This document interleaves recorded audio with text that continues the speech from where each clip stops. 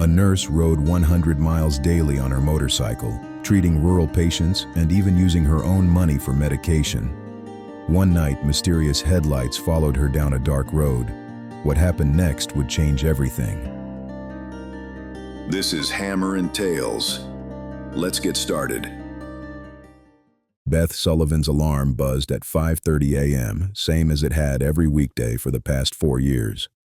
By 6, she was already checking her route map and loading medical supplies into the worn saddlebags of her 2018 Honda CB 500X.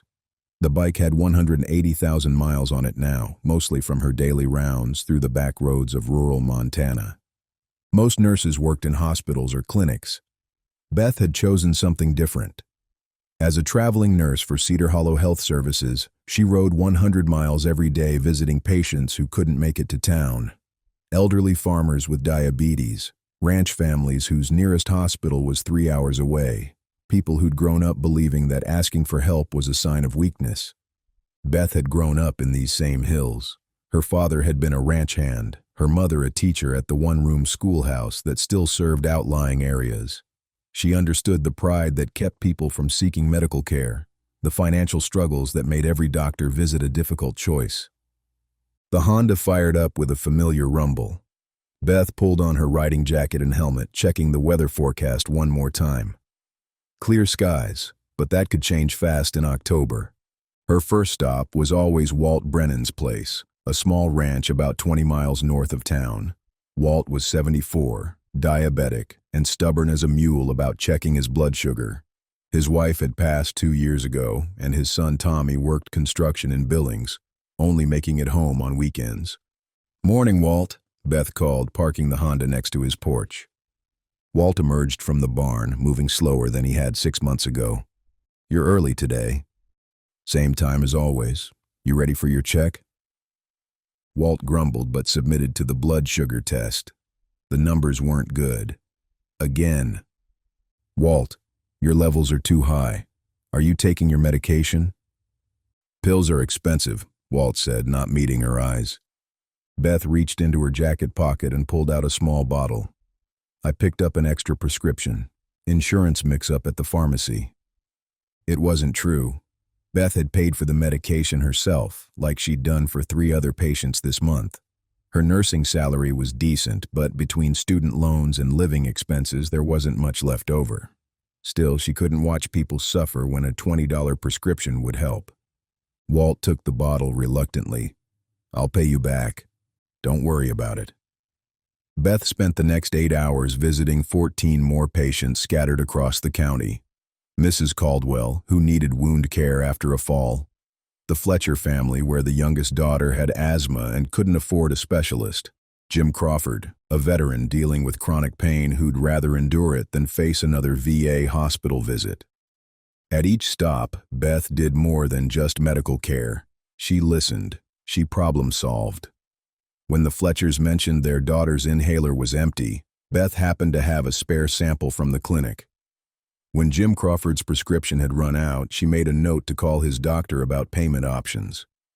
What Beth didn't know was that word of her daily sacrifices was already spreading through conversations she never heard. By 4 p.m., Beth was heading home on Highway 89, the Honda's engine steady despite its high mileage. The autumn landscape rolled past in shades of gold and brown, mountains rising in the distance. That's when she noticed the headlight in her mirror. A single motorcycle, maybe half a mile back, keeping pace with her speed. Beth didn't think much of it at first. Plenty of people rode these roads. But when she slowed down for a turn, the bike behind her slowed too. When she sped up on a straight stretch, it matched her pace exactly. Beth tried to shake off the uneasy feeling. Probably just another rider heading to town. But something felt deliberate about the way the bike maintained its distance. She took her usual exit toward Cedar Hollow, and the motorcycle followed. At the stoplight in town, Beth glanced in her mirror. The rider wore a black helmet and leather jacket, face hidden behind a dark visor. When the light turned green, Beth headed toward her apartment. The bike turned the same direction. Beth's heart started beating faster. She made a quick right turn into the grocery store parking lot. The motorcycle continued straight down Main Street and disappeared. Maybe she was being paranoid. Long days on the road could make anyone jumpy. But the next afternoon, it happened again. This time, the bike picked her up on Willow Creek Road just after her visit to the Fletcher Ranch. Same black helmet, same deliberate distance. Beth tried varying her speed, taking an unexpected detour through town. The motorcycle stayed with her until she reached the populated area, then vanished. By the third day, Beth was genuinely frightened. The bike appeared on different parts of her route, always staying back, always disappearing when she reached town. She started checking her mirrors constantly, taking random turns to see if she was being followed. The pattern was becoming impossible to ignore, and Beth had no idea that the truth would be nothing like what she feared. Thursday evening, Beth called her supervisor. "Linda, I think someone's been following me on my routes." "Following you? Are you sure?" 3 days in a row. Same motorcycle, same pattern. Stays back, but matches everything I do. Linda's voice grew concerned. "Beth, maybe you should take a few days off. Let someone else cover your patients." "I can't do that. Walt Brennan's numbers were terrible this week and Mrs. Caldwell's wound isn't healing properly. Your safety comes first. I'll be careful, maybe carry pepper spray or something." But Beth knew she wouldn't stop making her rounds. These people depended on her. Walt would skip his medication rather than drive to town. Mrs. Caldwell would let her wound get infected before bothering anyone for help. Friday brought the worst weather of the week. Dark clouds rolled in from the west, and Beth's weather app showed scattered thunderstorms. She almost postponed her route, but Jim Crawford had called about severe pain, and the Fletcher girl was wheezing again. Beth loaded extra rain gear and headed out under threatening skies. The day went smoothly until late afternoon. Beth had finished her last patient visit and was heading home on Cottonwood Ridge Road, a winding stretch through forest that was usually her favorite part of the ride. The storm had passed, leaving the pavement wet and the air smelling of pine and rain. That's when she saw the headlight again. This time, the motorcycle wasn't keeping its usual distance. It was closer, maybe a quarter-mile back, and gaining slowly. Beth's pulse quickened. On this isolated road, there was nowhere to go, no traffic to blend into. She opened the throttle, pushing the Honda faster than she normally would on wet pavement. The headlight behind her grew brighter. Beth's mind raced through options. She could try to outrun the bike, but her Honda was built for reliability, not speed. She could pull over and confront whoever was following her, but that seemed dangerous. There was a farmhouse about 5 miles ahead, but she wasn't sure anyone would be home. The motorcycle was definitely gaining now. Beth could hear its engine over her own, a deeper rumble that suggested more power than her bike had. Then she saw it. A dirt road branching off to the right, leading to an abandoned ranch she'd visited once. It was a dead end, but maybe she could hide until the other rider passed. What happened next would turn Beth's fear into something she never expected. Beth made the turn, her rear wheel sliding slightly on the wet gravel. Behind her, the motorcycle's headlights swept across the trees as it followed. Her heart hammered as she realized her mistake. She was trapped on a road that led nowhere, with no cell service and no way out except past whoever was following her. Her pulse hammered in her ears. Gravel sprayed behind her as she skidded to a stop in front of the rusted gate. She flicked her kickstand down with a shaking foot and turned her headlight back the way she'd come. The beam caught the motorcycle as it rolled to a stop 20 feet away. No one moved. No one spoke. Only the rain dripping from the trees and her own ragged breathing broke the silence. Beth's hand moved instinctively to her phone. No signal. She was completely alone with whoever had been following her. Then the rider pulled off his helmet. Beth blinked in surprise. It was a man in his 30s with short brown hair and concerned eyes. He looked familiar, but she couldn't place him. "Ma'am, I'm sorry if I scared you," he said, his voice carrying clearly in the quiet evening air. "My name's Tommy Brennan. You've been taking care of my father, Walt's son." Beth felt her fear transform into confusion. "Tommy? What are you doing out here?" Tommy dismounted his bike and approached slowly, hands visible. "I've been keeping an eye on you for the past few weeks, making sure you get home safe." "Following me? Why?" "Because what you're doing for people out here, it matters. And these back roads aren't always safe, especially for someone riding alone." Beth's mind reeled. "You've been the one following me?" "Me and a few other guys, taking turns." Tommy gestured toward the dark hills around them. "There's been break-ins at some of the remote ranches. Couple of women had problems with guys harassing them on these roads. We figured someone like you, doing what you do, deserves some protection." Beth felt tears welling up. "I thought you were going to hurt me." "God, no. I'm sorry. We were trying to stay back, not scare you. Guess we did a poor job of that." Tommy reached into his jacket and pulled out his phone. "I should call the others, let them know you're okay. They've been worried since you started taking different routes." As if summoned by his words, Beth heard the sound of more motorcycles approaching. 3 bikes appeared at the mouth of the dirt road, their riders dismounting when they saw Tommy and Beth talking. "Everything good here?" called one of them, a woman in her 40s. "Yeah, Diane. Just explaining things to Beth." The woman approached, removing her helmet to reveal graying hair and a warm smile. "I'm Diane Fletcher. You've been treating my daughter's asthma." "Others?" Beth asked. "There's maybe 8 or 10 of us who've been taking shifts," Tommy explained. "All riders. Most of us have family you've helped, or we know someone who has." The other 2 riders introduced themselves. One was the grandson of Mrs. Caldwell. The other was a friend of Jim Crawford's from their Army unit. "We've been trying to figure out how to thank you properly," Diane said. "What you do for people out here, it's incredible. But we were worried about you riding alone on these empty roads." Beth looked around at the group of riders who'd been secretly protecting her. "I had no idea." "Dad talks about you all the time," Tommy said. "Says you're the only medical person who's ever treated him like family instead of a patient. When word got around about what you do, how you help people even when they can't pay, we knew we had to do something." "The protection thing was just the start," Diane added.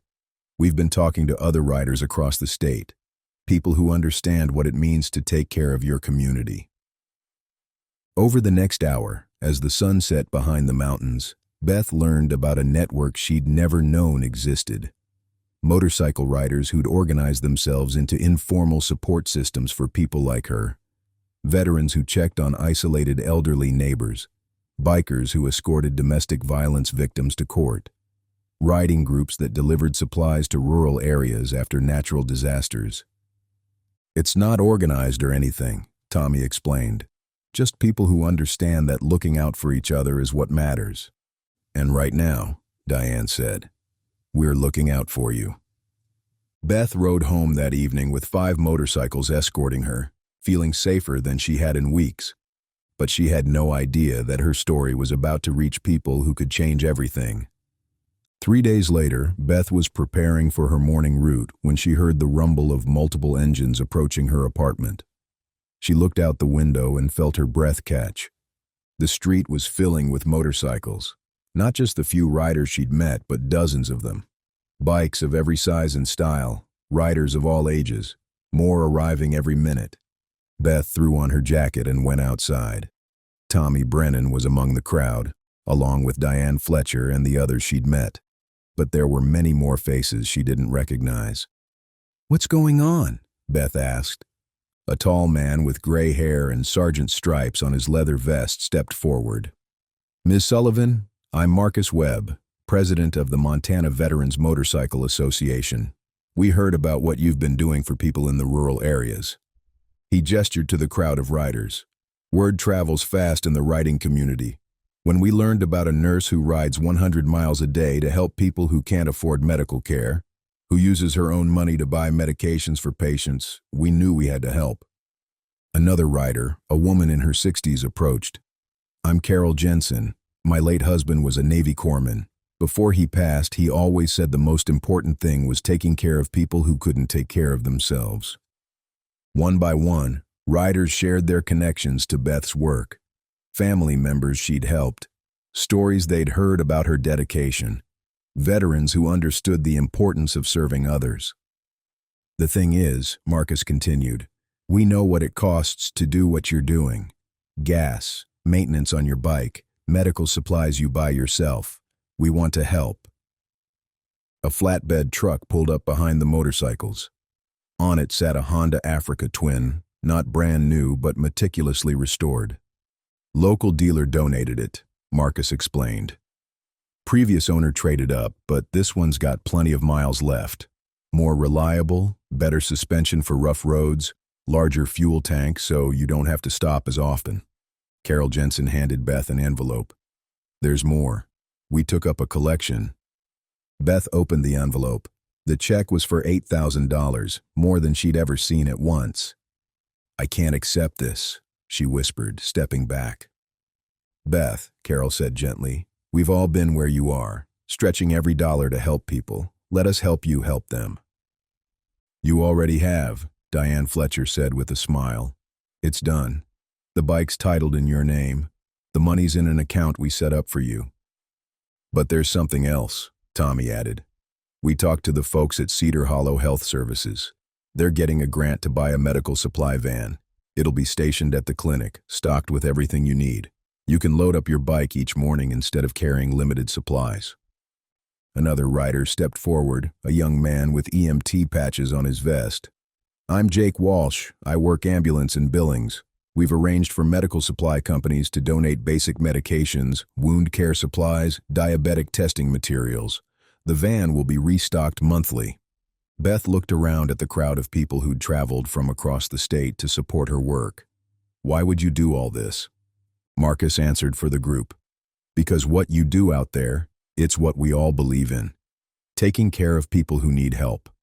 Not leaving anyone behind. The roads you travel are dangerous, Carol added. You've been riding alone, worried about money, stretching yourself thin. Now you don't have to. Plus, Tommy said with a grin, you've got permanent protection. There's always going to be someone keeping an eye on your routes. Different riders, different days, but you'll never be alone out there again. Beth felt overwhelmed by the generosity and support. I don't know what to say. Say you'll keep doing what you're doing, Marcus replied, because people like Walt Brennan and Mrs. Caldwell need you, and now you can help even more people. The next morning, Beth loaded her new Africa Twin with supplies from the medical van and headed out on her routes. The bike handled beautifully, smooth and powerful on both highways and dirt roads. In her mirrors, she could see a single motorcycle maintaining a respectful distance, just far enough back to give her space, but close enough to respond if needed. At Walt Brennan's ranch, she found him waiting on the porch with a cup of coffee and a smile. Heard you got some new equipment, he said, admiring the Honda. And some new friends. About time. What you've been doing for folks out here, somebody needed to notice. Beth spent the day visiting her patients, carrying more medical supplies than she'd ever been able to transport before. The van at the clinic meant she could stock up on specialized medications, wound care materials, diabetic supplies. For the first time in 4 years, she didn't have to choose which patients to help based on what she could afford. At the Fletcher Ranch, Diane's daughter was breathing easier with a new inhaler Beth had been able to bring. Mrs. Caldwell's wound was healing well with proper dressing materials. Jim Crawford had the pain medication he needed, supplied through the veterans network that had formed around Beth's work. As the sun set over the Montana hills, Beth rode home escorted by protective headlights, her bike running smoothly, her heart full of gratitude for a community that had embraced her mission. She'd learned that the most important roads were the ones that connected people who cared about each other. And when you dedicated your life to helping others, help found its way back to you in ways you never expected. The Honda's engine purred beneath her as she headed home, surrounded by the quiet thunder of motorcycles and the knowledge that tomorrow she'd be able to help even more people who needed it. Liked hearing this one? Hit that like button and subscribe to Hammer and Tales for more. See you next time.